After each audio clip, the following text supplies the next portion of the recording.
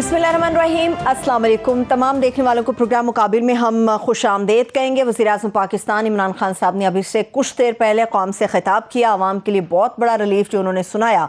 वज़ीर-ए-आज़म पाकिस्तान ने पेट्रोलियम मसनूआत के हवाले से जो ऐलानात किए वो ऐलानात कम और खुशखबरियाँ ज़्यादा थी। इसके ऊपर हारून साहब से हम बात करेंगे, मगर इसके साथ साथ मुल्क का जो सियासी दर्जा हरारत वो बढ़ गया है। बज़ाहिर तहरीक इंसाफ की हुकूमत को पूरी अपोजिशन का सामना है, मगर ऐसा महसूस हो रहा है कि इस वक्त तन गई है पीपल्स पार्टी और तहरीक इंसाफ के दरमियान। हुकूमती वज़रा के सिंध में डेरे हैं, जबकि बिलावल भुट्टो जरदारी इस्लामाबाद की तरफ मार्च कर रहे हैं। कौन किसे कितना टफ टाइम दे सकता है और क्या अहम खबरें हैं और क्या अहम ऐलानात हैं, वो आज हारून साहब हमारे प्रोग्राम मुकाबिल में आपके सामने रखेंगे। मगर इसके साथ साथ पाकिस्तान के अंदर जो क्रिकेट के रिवाइवल की बारी है या क्रिकेट की बहाली के ऊपर हम बात करते हैं। 24 साल के बाद ऑस्ट्रेलिया की टीम ने पाकिस्तान को विजिट किया है। यहाँ पर एक मुकम्मल सीरीज खेली जाएगी, मगर ये हमसाया मुल्क भारत को हजम नहीं हो रही। न्यूजीलैंड के मामले में हमने देखा, अब की बार हम देख रहे हैं, मगर अब की बार तमाम लोग होशियार हैं और ये मुहिम बेनकाब हो गई। इसकी डिटेल भी आपके साथ शेयर करेंगे, इसके पीछे कौन था और पाकिस्तान को पोलियो फ्री बनाने के लिए पूरे मुल्क में इस वक्त इंसदादी पोलियो मुहिम का आगाज कर दिया गया है। कितना पाकिस्तान अभी पीछे है पोलियो फ्री होने में और क्या क्या इनिशिएटिव्स मजीद लेने की ज़रूरत है, इसके ऊपर भी बात करेंगे। हारून साहब, सबसे पहले इमरान खान साहब का कौम से खिताब में खुशखबरियां बाद में मैं डिस्कस करूंगी। कॉन्फिडेंस बड़ा दीदनी था इमरान खान साहब का आज। आपने पहले ही जजमेंट तो दे दी, उस पर खुश खबरें दी हैं। अब मेरे कहने के लिए क्या बाकी बचा। वो इमराउल कैस का एक शेर है, कहते हैं दुनिया की तारीख का सबसे बड़ा शायर है कि जब हम बात करते हैं तो किसी के कहने के लिए कुछ बचता नहीं, और जब हम खामोश हो जाते हैं तब भी किसी के कहने के लिए कुछ नहीं होता। मैं इतने मुकम्मल खुशखबरी जब आपने कह दिया तो मेरे कहने के लिए मैं तो खुलासा बताऊंगी, आप खुलासा तो वो जैसे इम्तहान में होता है, शेर की तशरीह बयान करो। हाँ जी, बात ये है कि पहली दफ़ा वाकई खुशखबरी उसने दी है बहुत मुश्किल हालात में, जबकि फ्यूल की कीमत बढ़ रही है। तो सिर्फ एक नहीं है, खुशखबरियाँ ज़्यादा हैं। पेट्रोल की कीमत कम, डीजल की कीमत कम, बिजली की कीमत कम, फैक्ट्री पे बिल्कुल प्रॉपर्टी वालों को जैसे इंसेंटिव दिया, 1500 रुपये की इन्वेस्टमेंट हो गई। फैक्ट्री इंडस्ट्रियलाइजेशन जो कि बहुत अहम है, वो इस पे आईटी पे इंडिविजुअल्स को भी, कंपनियों को भी टैक्स फ्री, गेन टैक्स भी नहीं होगा उसमें जी। फैक्ट्रियां लगाने के लिए कोई किसी से नहीं पूछा जाएगा पैसा कहाँ से आएगा, इन्वेस्टमेंट अगर होती है। ओवरसीज़ पाकिस्तानीज जो हैं वो जहाँ इन्वेस्ट करेंगे या पार्टनर बनेंगे, अब वो उसकी आएगी तफसील। वो 5 साल के लिए tax free exactly Deng Xiaoping ने ये किया था। उन्होंने कहा 4 साल के लिए हमें, चीन तो मुफलसी का मारा हुआ था, हम तो चीन में रहे हैं कुछ दिन भाई। आलू नहीं मिलते थे, टमाटर नहीं मिलते थे, कभी ट्रांजिस्टर नहीं मिलता था, कभी घड़ी नहीं मिलती थी, गोभी नहीं मिलती थी, कोई चीज़ गायब हो जाती थी मार्केट से। अच्छा। तो लोग ड्राइवर की नौकरी करना पसंद करते थे कि शहर के किसी कोने में शायद कहीं मिल जाए, कोई बैंगन मिल ही जाए, तो भिंडी मिल जाए। तो ये सूरत है। फिर वो आज चीन जो है वो एक सुपर पावर है इक़्तिसादी एतबार से, और अमेरिका को चैलेंज कर रहा है। चैलेंज ही अमेरिका को उसने किया, वरना तो पिछले 20-25 साल तो उसका कोई मद्दे मुकाबले ही नहीं था। रूसी इकानमी तो साइज़ ये है कि उसका और इंडिया का डिफेंस बजट एक बराबर है, बल्कि $2-3 बिलियन रूस का कम है।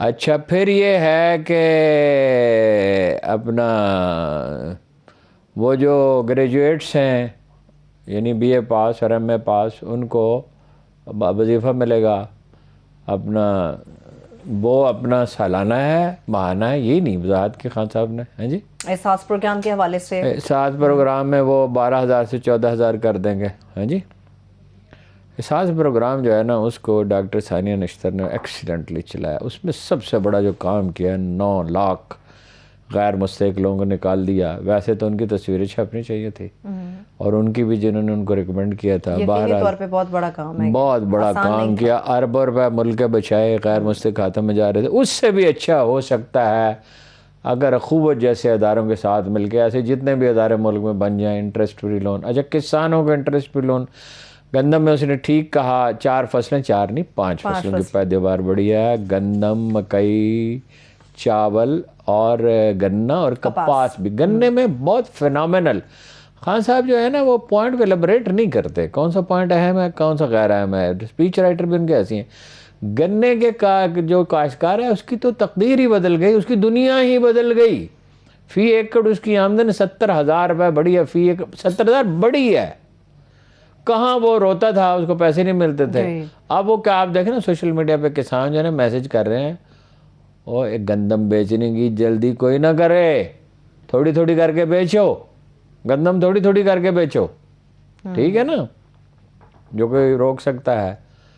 तो अपना जो है उसमें क्या कोई 1100-1200 रुपये कितना बताया, एग्जैक्ट अमाउंट अब मैं भूल गया कितने, भाई रीजनेबल अमाउंट गई एग्रीकल्चर में। एग्रीकल्चर जो है ना जी, उसको अगर ऑर्गेनाइज करें, इंटरेस्ट फ्री लोन बच, एक्सीलेंट आइडिया। उसको अगर ऑर्गेनाइज करें, उनको कहें ट्यूबवेल क्यों बिजली पे चलाते हो, डीजल पे, इतना महंगा है दुनिया में और महंगा, सोलर पे चलाओ। और ये डैम का उसने ठीक कहा कि डैम बना रहे हैं।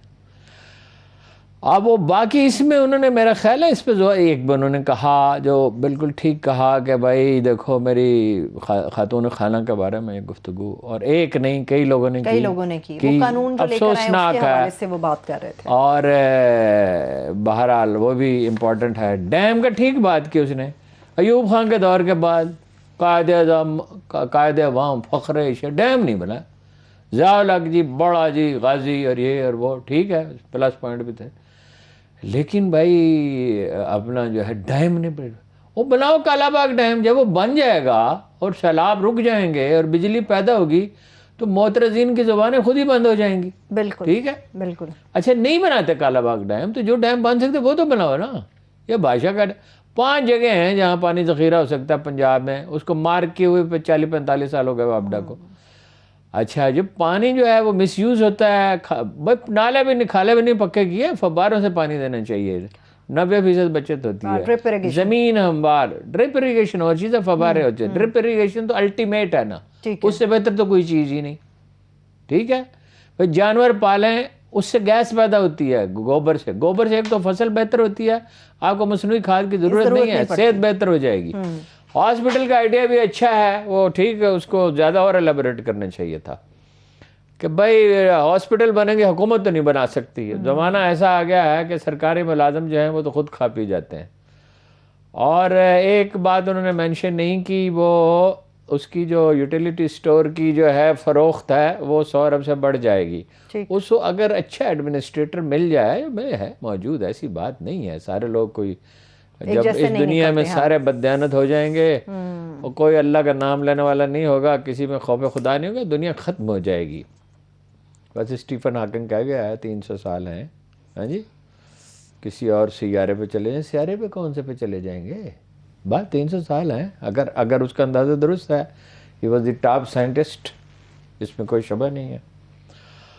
तो ये मेरा ख्याल है कि बाकी रह गया कारोबार उसका, पंजाब को संभालने का। पंजाब को ज़ाहिर है उस्मान बुज़दार साहब नहीं संभाल सकते, तो उनके दोस्त खैर खाओं ने उन्हें मशवरा दिया है चौधरी को बना दे। बनाएंगे नहीं बनाए, मेरी चौधरी साहब से बात हुई है। अच्छा। वो कहते हैं मेरे साथ ऐसी कोई बात नहीं हुई, मुझे लाहौर आने की इत्तला भी नहीं है, लेकिन उन्हें एक नहीं कई खैर खाओं ने मशवरा दिया है वो पीटीआई में मर्ज कर दे अपनी पार्टी, उनका भी मफाद इसी में है। उन्होंने शरीफों को उन्होंने जवाब दे दिया है। एमकेएम जो है वो एक वज़ीर और मांग रही है, दे दो वज़ीर, एक वज़ीर क्या मसला है, ठीक है जी। और फैसलाबाद के वो 8 आदमी मैंने आपको नाम लिखवाए। हाँ बिल्कुल, वो आपने नाम लिखवाए थे। एक तो नसरुल्लाह घुम्मन साहब का आपने लिखवाया था, आसिम नज़ीर साहब, पढ़ते और नवाब शब्बीर देर साहब, दसीर साहब हैं, राजा रियाज साहब हैं, रियाज फतियाना साहब हैं, गुलाम बरवाना साहब हैं। अच्छा जी, उनसे तो बात जहांगीर तरीन से तो हुई है इनकी, ठीक है, लेकिन अभी कोई हतमी राय नहीं दी जा सकती। लेकिन आज की तकरीर के बाद सूरत हाल में तब्दीली आना शुरू हो गई है। ठीक है, ठीक। अगर ये इत्तला मेरी दुरुस्त है, मुझे वैसे बहुत ज़िम्मेदार ज़राए ने बताया कि जहांगीर तरीन साहब से बात हुई है, वो गए वैसे इलाज के लिए हैं, और मैंने उसको प्रॉपर चेक किया है, वरना उन्हें वो उसके लिए एयर एम्बुलेंस में जाने की ज़रूरत नहीं थी। सही, को ये ड्राइविंग क्या ज़रूरत है उनको, भाई जहाज़ में बैठते चले जाते दुरुस्त। तो वो उनके मालिज ने कहा कि टेस्ट कराएं, अपना टेस्ट कराए, आपके देखें आपको फौरी इलाज की ज़रूरत है। और ज़ाहिर है दबाव, जहनी दबाव भी रहा, बाकी भी बीमार आदमी होता है, बग़ैर जहनी दबाव का भी आदमी बीमार होता है, तो वो तो है। तो मशवरा दिया जहांगीर तरीन से बात करें, उस्मान बुज़दार से छुटकारा पाएँ। हैं जी, साइकिल चलाने वाला जहाज़ नहीं चला सकता, उनके बस का नहीं। टाउन कमेटी तो वो चला नहीं सके, ठीक है, तो पंजाब के चलाएंगे, 12 करोड़ का सूबा है, और नून लीग जो हरबे इस्तेमाल करती है उसका मुकाबला सिर्फ चौधरी साहब कर सकते हैं, चौधरी परवेज़ लाई कर सकते हैं। बाकी की सियासत बड़ी बेरहम चीज़ है। तो उसमें ना एक कमांडर था जनाब खालिद बिन वलीद के ज़माने में, मेरा ख्याल अकरमा थे, अकरमा बिन अबू जहल। हाँ जी, तो वो तो मुसलमान हो गए थे ना, और बड़े दलेर कमांडर। उन्होंने सोचा भाई ये सारे बड़े बड़े कमांडर मर्ज हो रहे हैं, जनाब साद बिन अबी वक्कास, खालिद बिन वलीद साहब के तो क्या ही कहने, जनाब खालिद बिन वलीद। तो मैं उनके लिए हमला कर दिया एक दफ़ा। अच्छा, वो नतीजा ख़राब निकला। फिर उन्हें बताया गया कि भाई जो आपको हुक्म दिया जाए उसका मतलब बड़े बड़े दलेर आदमी थे, बड़े जाबाज, बड़े सच्चे दिल से मुसलमान हुए। तो चौधरी साहब का अब आ गए जी, किस्सा ये हो गया। अच्छा, वो मिले हैं, अपना वो जायज़ा ले रहे हैं, जमात इस्लामी ने कोई फ़ैसला नहीं किया, वोट नहीं देगी। अच्छा, ऑब्स्टेन करेगा उनका मेंबर। अब्दुल अकबर चतराली गालिबन उनका नाम है। तो वो जायज़ा ले रहे हैं। वैसे उन्होंने बाहर निकल के कहा इलेक्शन होनी चाहिए। इलेक्शन तो मतलब ज़ाहिर है उन्हें तो सूट ही करते हैं, उनका क्या कुछ एट स्टेक तो नहीं है। सही। लेकिन बहरहाल वो अचानक कभी इलेक्शन का ऐलान हो जाए तो उनको तो तैयारी का मौका ही नहीं मिलेगा। ठीक है, साख उनकी अच्छी है, लेकिन ये कि वो सियासी मतलब ये अप्रोच में मतलब नक्स है। तो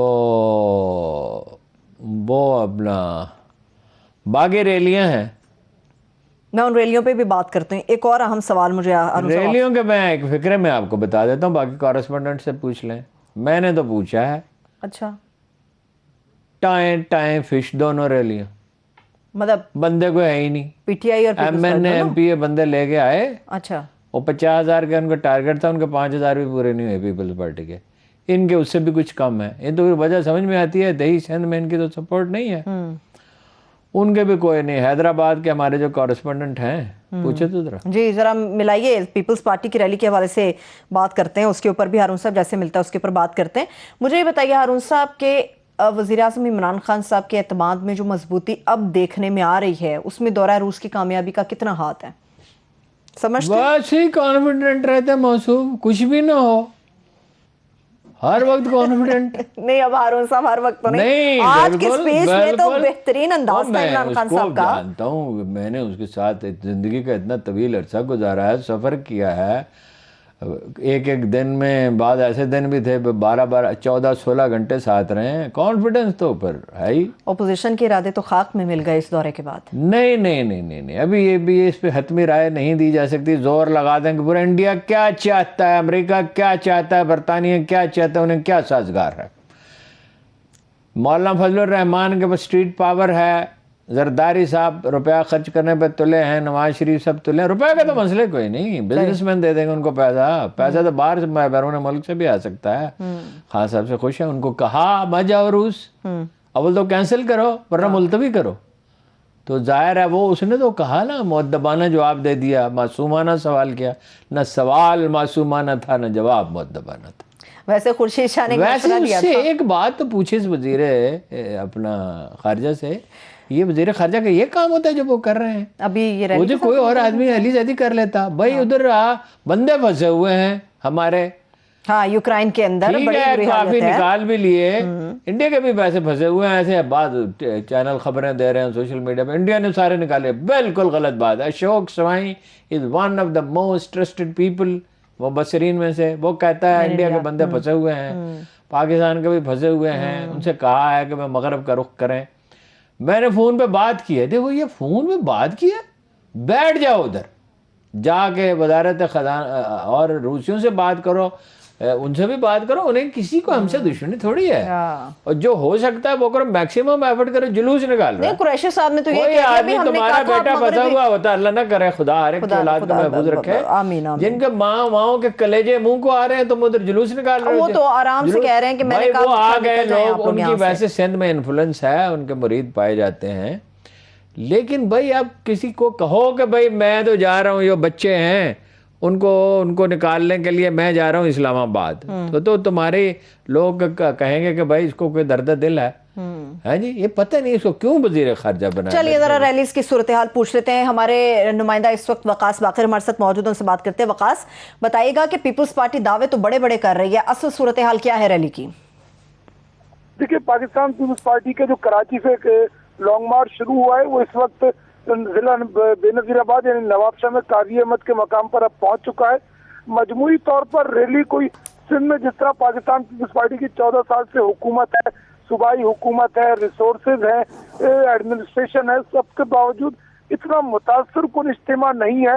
ताहम गाड़ियों की एक बहुत बड़ी तादाद यकीनी तौर पर है, लेकिन पाकिस्तान पीपल्स पार्टी की इस लॉन्ग मार्च में कोई मुतासर कुन तादाद तो गाड़ियां है ना यार, बंदे तो नहीं है ना, गाड़ियां ही है ना, खाली कारें हमने भी देखी हैं जुलूस की।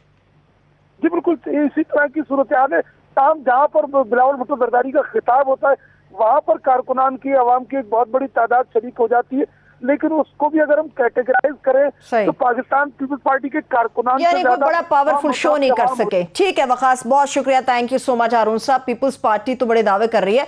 अच्छा जी, 30,000 रुपए पर पर्सन, दावों को छोड़े, ये दावे कर रहे हैं, 30,000 रुपए पर पर्सन का इसमें अपना कीमती वक्त क्यों बर्बाद करते हैं। हमें देखने दी सिचुएशन, हमने अपने नामा निगारों को ताकीद किया, बिल्कुल सही सूरत हाल बताएं, कोई ना किसी को रू रायत करे, ना किसी की मुखालफत करे, ना हमायत करे। अच्छा, पीटीआई का भी हाल पतला है, उसमें शहबाज शरीफ के वकील ने आज फिर कहा कि जी मुलतवी करें समाअत, और एफआईए ने तौहीन अदालत की दरख्वास्त दी कि अदालत का वक्त ज़ाया किया। वैसे मेरा नहीं ख्याल कि इस पर तौहीन अदालत आसानी से हो सकेगी, बहरहाल अदालत में मुनसर है, जो भी अदालत फैसला करे। सही। और वजह क्या है जी, एक वकील कत्ल हो गया, उस पर हड़ताल है, लिहाजा कोई वकील पेश नहीं हो सकता। ये इसको लिंगर आन करते रहेंगे, और उनको सपोर्ट भी है इसको इल्तवा में डालने के लिए। ऑटोमेटिकली किसी ना किसी तरह से सपोर्ट ले रहे हैं। फजलुर रहमान के शहबाज शरीफ की मुलाकात हुई।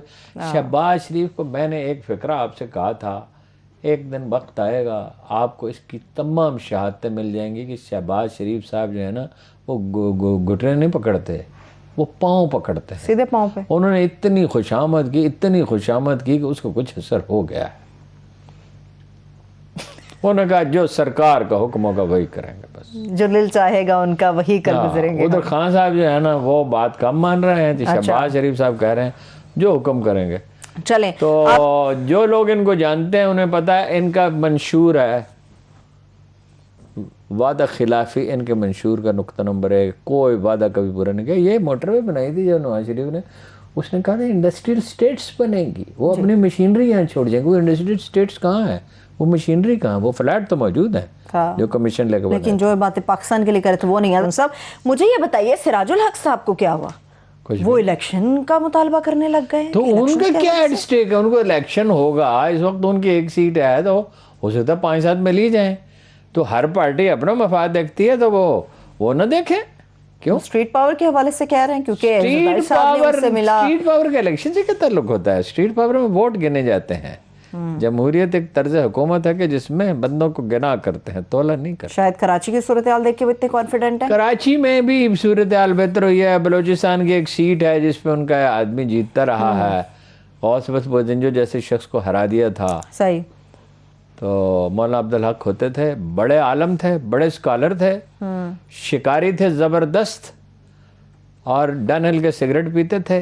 अच्छा। और वो उन्होंने हैंड्स डाउन गौस बख्श बजंजो को हरा दिया था। तो बहरहाल वो तो अब इस दुनिया में नहीं है। Very decent person. ठीक है हारून साहब, आपकी खबर की तस्दीक हो रही है। क्या? इमरान खान साहब ने जहांगीर तरीन के साथ बात की है। ये तो मुसल्लमा है, इसमें तो कोई शक ही नहीं। ये तो आपने खबर पहले दी, मीडिया देर कर गया। मीडिया तो कह रहा था आज के पेट्रोल की कीमत बढ़ा 6 रुपए। मुझे ओजडी कैंप का दिन याद आया। मैं एक होटल में रहता था, फैमिली यहाँ नहीं थी, तो मुझे किसी ने जगाया, यार तुम सोए पड़े हो, और वो भी छत पे। छत पे एक कमरा था और ये मिसाइल बरस रहे हैं। यहाँ तुम्हारे कमरे के आसपास से गुजरा, मैं नीचे आया, एक आदमी कह रहा है मेरा ISI से ताल्लुक है और इंडिया ने हमला कर दिया है, शहर को घेर लिया है। मैंने कहा ओ खुदा का बंदे, तेरा कोई ताल्लुक ISI से नहीं, तू झूठा एक नंबर का। और मैंने लोगों से कहा कि तू रेडियो खोलो, TV खोलो, ये कोई जजमेंट देने का वक्त ही नहीं है, इंतज़ार करो, अभी अभी हुकूमत बताएगी क्या हुआ है, खबर तो देनी पड़ेगी ना उनको, और सही बात बतानी पड़ेगी, इसको छुपा तो कोई नहीं सकता। दुरुस्त भाई आज का दिन जब परवेज खट्टक को आप जो भी कहें, गैर जिम्मेदार आदमी परवेज खट्टक नहीं है। हाँ, गैर जिम्मेदार नहीं कहा, मतलब उसमें और कमियां होंगी, खामियां होंगी, उसने कहा है तो भाई ये दावा करने की क्या जरूरत है कि ये 8 रुपए आज बढ़ जाएगा, 6 रुपए बढ़ जाएगा, ये हो जाएगा, सीधा सीधा कह दिया, मंजूरी हो गई। अपनी साख बर्बाद करते हैं। ताज्जुब मुझे भी था इन हालात में कैसे कम करेंगे, मैं भी सोचता रहा, लेकिन भाई उसका एक ही तरीका है कि इंतजार करें वज़ीर आज़म की तकरीर। सही है। हारून साहब मुझे ये बताइए कि इमरान खान साहब कल लाहौर तशरीफ ला रहे हैं, कुछ बड़ा हो सकता है कल, कोई क्या कहा जा सकता, कल कोई बड़ा ऐलान? देखो ना, उन्हें मशवरा तो ये दिया गया है, बाकी खान साहब आपको पता है बेलचक आदमी है। कायदे आज़म जो है बंगालियों से मुज़ाकरात करते थे, अंग्रेज़ों से तो करते ही थे, पख्तूनख्वा जाते थे, हर एक से बात करते थे। सिकंदर हयात ने बड़ी मुश्किल उनसे मुज़ाकरात किए, पंजाब के जो वज़ीर आला था, आखिरकार विन ओवर कर लिया उन्होंने। मुस्लिम लीग के एजिटेशन में ने भी उसमें मदद दी। सियासत में स्टैंड लेना भी बहुत ज़रूरी है और लचक भी बहुत ज़रूरी, दोनों बातें हैं। यानी जब तो आप यकसू हो कि मेरी राय दुरुस्त है, अब उस्मान बुज़दार के बारे में उनकी राय दुरुस्त तो नहीं है ना। इसकी वो एक और तोजी करते हैं कि लीडर का ये काम नहीं है पॉपुलर ओपिनियन पे जाए, मगर लीडर का ये काम तो है कि सही तज्जिया करे, सही लोगों से मशवरा करे। उस्मान बुज़दार बल्दियाती इलेक्शन आ रहे हैं, MNA को MPs को हैंडल करना है, can he do it? Bureaucracy को सबसे बढ़ के हैंडल करना है, तो only Pervez can do it. तो भाई जो हालात का तकाजा होता है, आप वो इमरान खान साहब का एक दिन वो आया हुआ था वफद उनसे मिलने के लिए, ब्रेडफोर्ड यूनिवर्सिटी के साथ एफिलिएशन थी, अब नहीं है, नेवल कॉलेज की। तो मुझे कहने लगे जरा बावर्ची खाने का चक्कर लगा लें यार, मेहरबानी करें। मैंने कहा क्यों, मैंने बावर्ची खाने में क्या करना है? अच्छा। कहने लगे वो आदमी खाना पका रहा है, वो बावर्ची वो उसको खाना पकाना आता नहीं है। मैंने कहा बावर्ची नहीं है? कहते नहीं, ये तो चौकीदार है। तो ये बावर्ची को हेल्प करता था। मैं गया तो वो एक अजीब अफरा तफरी पैनिक में, उसको कुछ समझ नहीं आ रही, सादा सी बात थी। मैंने उसको कहा ये करो, इसको प्रेशर कुकर को बंद करो, प्रेशर कुकर को बंद करके गोश्त पकता है, और ये जो चने की दाल है इसको ग्राइंड करो, इसको वरना पकने में बहुत देर लग जाएगी, मेहमान बैठे हुए इंतज़ार में। तो वो मुझे कहता है कि वो खातून जो थी ओवरसीज़ की इंचार्ज, प्रोफेसर एलिसन शायद उनका नाम था, बड़ी अच्छी थी, यानी एक मशरकी खातून की तरह बुजुर्ग खातून थी। अच्छा।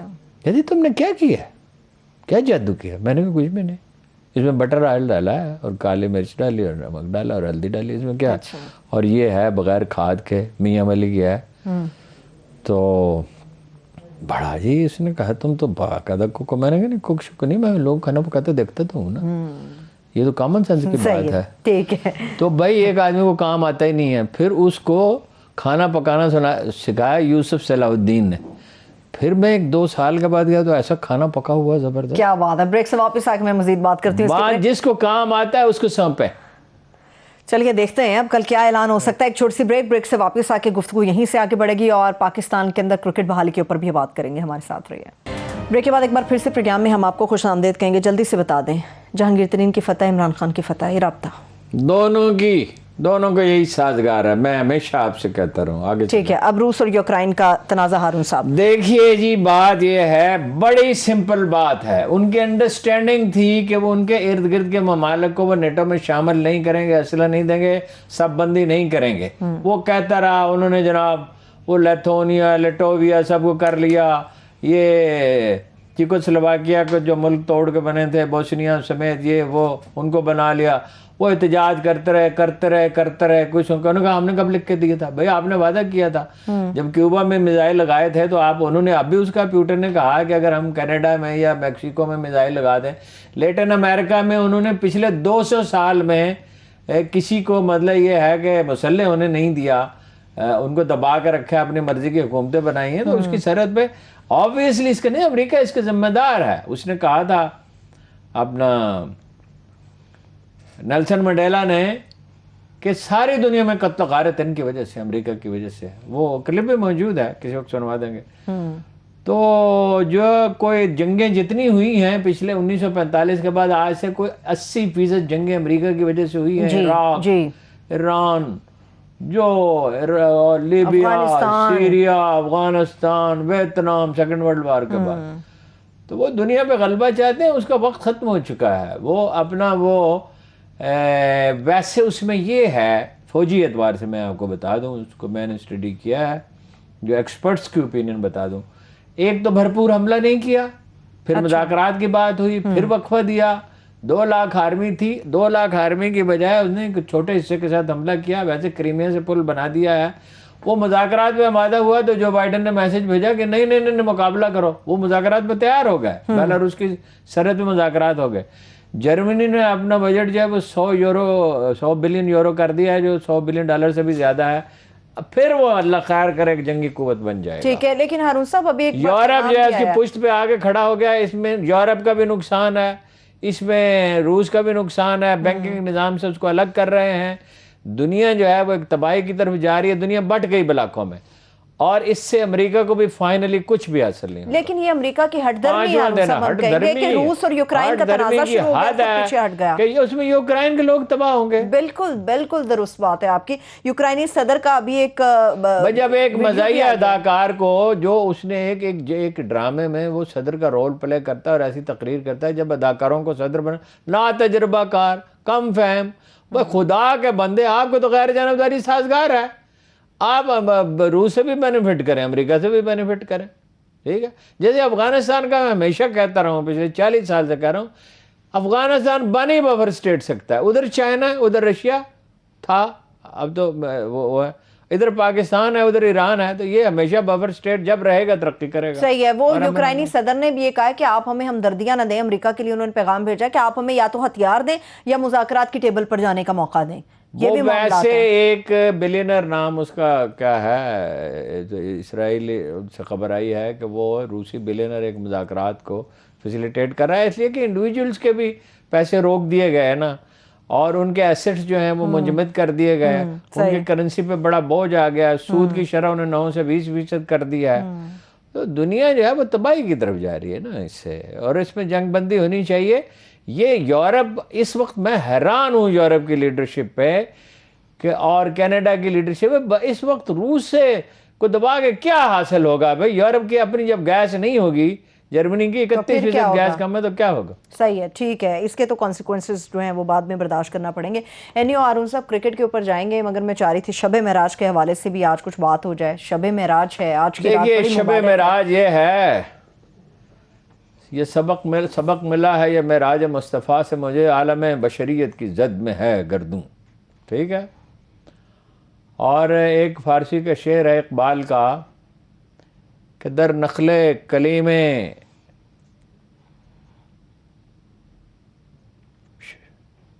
बेमहावा शोलमी रेज़त, दर नखले कलीमे बेमहावा शोलमी रेज़त, दर शमे यतीमे तू सूरत परवाना मी आयत। जनाब कलीम ने, जनाब मूसा अलैहिस्सलाम ने देखना चाहा तो आग की बारिश कर दी। और इस शमे यतीम पे, जनाब रसालत वहाब सल्लल्लाहु अलैहि वसल्लम पे तू परवाने की तरह आया। परवरदिगार से कहा भाई, एक पहले पैगंबर से जनाब आदम अलैहिस्सलाम, उन्होंने जन्नत को देखा था, तो जनाब रसालत में आपको दिखाई गई जन्नत, और उन्होंने देखा था अल्लाह की ज़ात ग्रामी को, इन्होंने देखा, हुज्जत तमाम कर दी, कहा हमने तुम्हें गवाह, शाहिद, नज़ीर, मुबश्शिर और नज़ीर बनाया है।